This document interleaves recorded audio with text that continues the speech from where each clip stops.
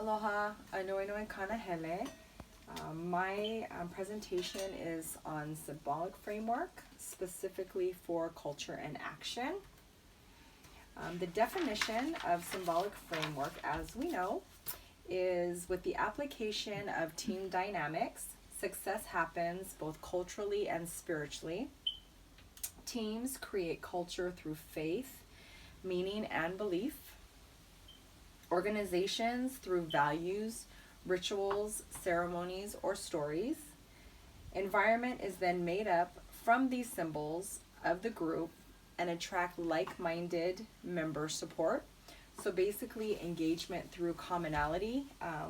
I think that this is easy to understand as we go through life. We're kind of drawn to people who are like-minded or like things that we like, whether it's knitting, sports, acting, comic strips. That's kind of how we develop our own culture, and you kind of go in the direction and you seek out people who have those same ideas. It doesn't mean that your personality is the same. It doesn't mean that you're the same person. It just means that you have a common goal or a commonality, and that's what draws you together. So you're still very much individual. The example in the book was very personal to me. It was about the Navy SEAL culture. It spoke about being bonded through obligation, sworn oaths, and oftentimes it was more important than marriages. It also said the loss of brotherhood, which resulted in post-traumatic stress. Lastly, it spoke about emotional and spiritual bonds, pranks, humor, ritual, and specialized language. This particular example in the book was very personal and hit close to home. My father is a retired Navy SEAL, and oftentimes when he would come home, he would be very depressed. He would go through the stress, the post-traumatic stress.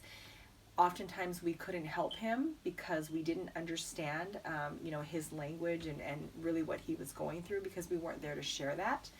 And so my father would lock himself, so to speak, in his room. He had a den, and he would build ships in a glass. And about 20, 30 days, he would emerge from the room. He was very strong-minded, and so he was able to come down through all this and kind of fix himself or straighten himself out.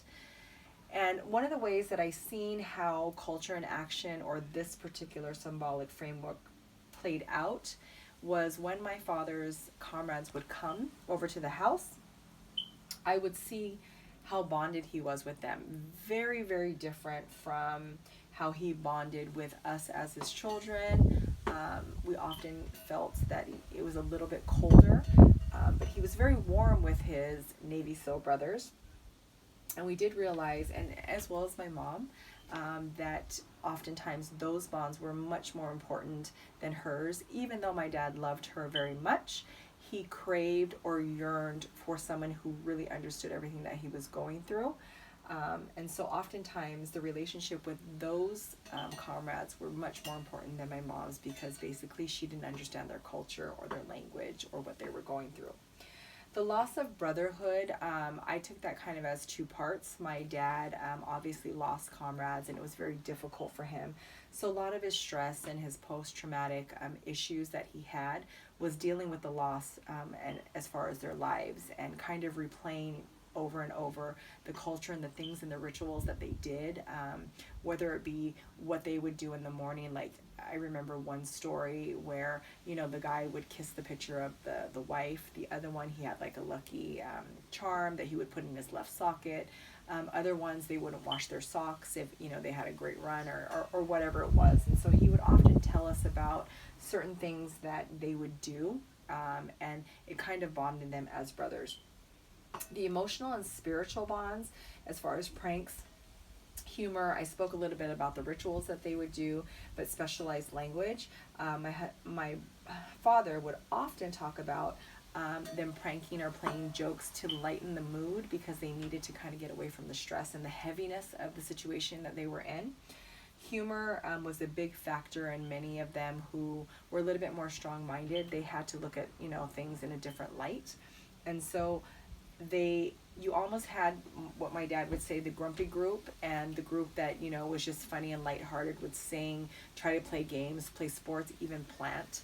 Um, so you kind of knew or kind of seen that culture in action, where the ones that were very, you know, hell bent on being negative, they would kind of hang out. And then the ones who were just trying to get through the day in a more lighthearted manner, they would hang out.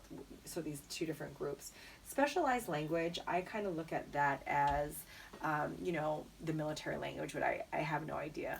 And I would hear my dad, like when he's on the phone, talking back and forth with his comrades, and he would use a specialized language. And I could see how much it brightened him, and he really enjoyed it, and the fact that somebody understood his particular language within the military, you know, facets. It was a very unique experience for me to watch, and I was really, really kind of stoked about this example. I also was able to go to Mauna Kea last month, and it was amazing. What I experienced there was myths. Legends told to the congregation were not only for education, but it also awakened the sense of who we were as Kanaka Maoli, and really in a way that we haven't seen for hundreds of years.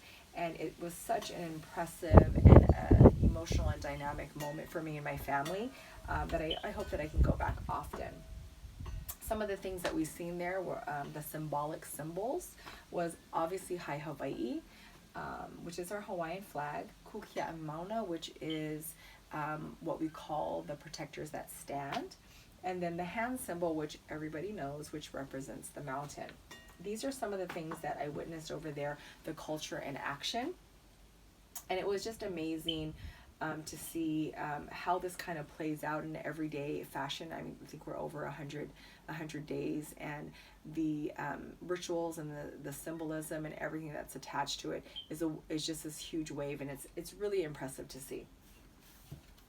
This is a video kind of that I hope that you guys will be able to watch after. I wasn't able to kind of push it through. I don't know how to do it, but hopefully you can watch it after.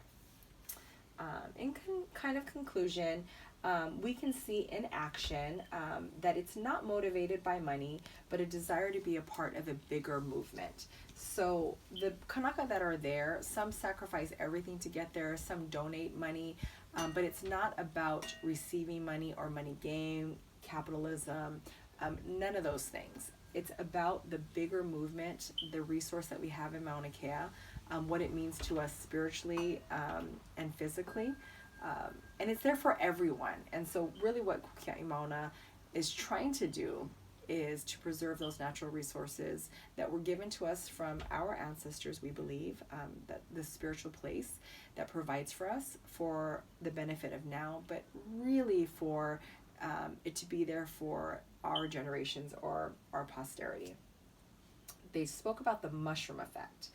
So as Hawaiians, there's a lot of legends that say that even Native Americans would lay dormant, and there would be a catalyst that would push them over to the other side.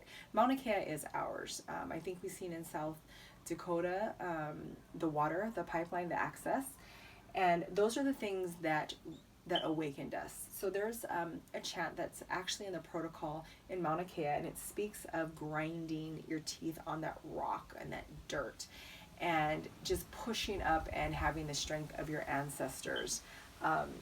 That particular chant I taught to my children, but more so the kauna that that you receive from it, that it's, you know, we do have the mushroom effect. We've been laying in the darkness for so long, and to see us unfold really nationally has been such a catalyst for us to show our culture in action and who we've always been this whole time. Lastly, clear and well-coordinated roles and relationships. What's fabulous about Mauna Kea is that we have a kupuna tent, so that is very much revered as a very respectful place. You know, you don't make any kind over there. It's for the kupuna, and what you don't really give them. What you're trying to do is receive their knowledge, right? And you're trying to support them. Pu'uhuluhulu, the protocols, which I talked about, the food tent, which is amazing. So many people are donating their time, their food, their resources, their skills as being chefs. The kokua tent is people who come and leave supplies so that those who come after can use them. And then we also have the mountain medics, which is absolutely amazing. It has practitioners, holistic practitioners, as well as actual doctors and registered nurses that provide and take care of all of the people there, all of the Kanaka, and you know, whether you're not Kanaka, and the Kukia Imona takes care of them in such a fabulous way.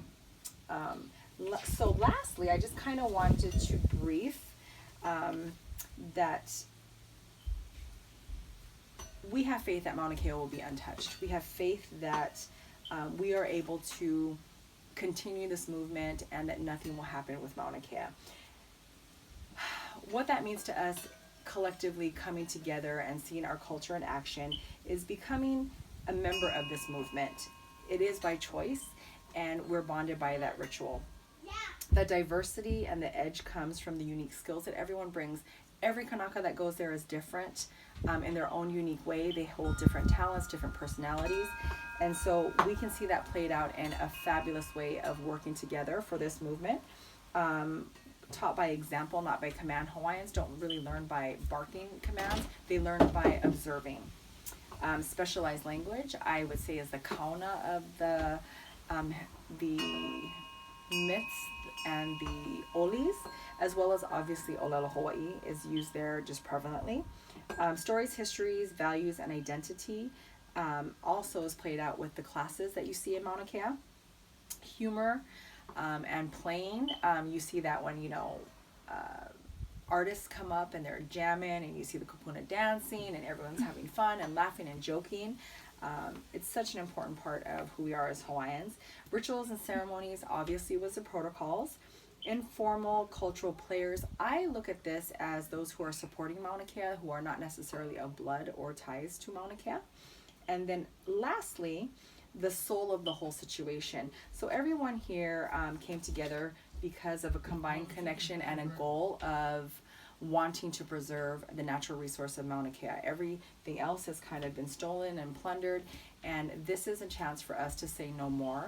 So for me, being able to cover chapter 13 and what it means to me as a symbolic frame with culture and action, I really seen played out not only in the example of the Navy SEAL, which was very personal, but also through the activities that I was able to witness with my family at Mauna Kea.